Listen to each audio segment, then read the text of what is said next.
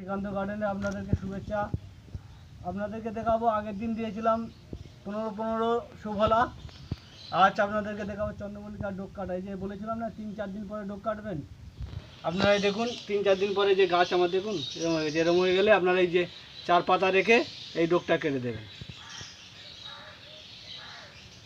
এরকম ডোকটা কেটে দেবেন 4 পাতা রেখে, প্রতিটা ডোক এইভাবে কেটে দেবেন, দিলে আবার ঝাড় হয়ে যাবে। দেখছেন আমার এই গাছ কত ঝাড় হয়েছে, প্রতিটা গাছ দেখুন এই যে ঝাড় হয়েছে, যে ডোকগুলো এইরকম হয়ে গেছে।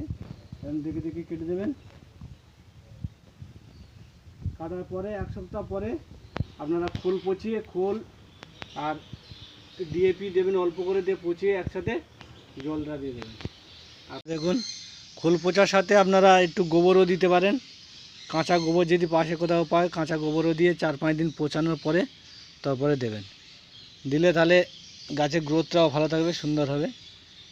আর গোবর দিলে একটু পাতা পচা রোগ লাগে, সেই জন্য আপনারা একটু ছত্রাকনাশক লাগাবেন, স্প্রে করে দেবেন সপ্তাহে একবার করে, তাহলে কোনো পাতা পচবে না। দেখছেন আমাদের গাছে কোনো পাতা পচা নেই, সব গাছ সবুজ হয়ে আছে, পাতা কোনো পচা নেই।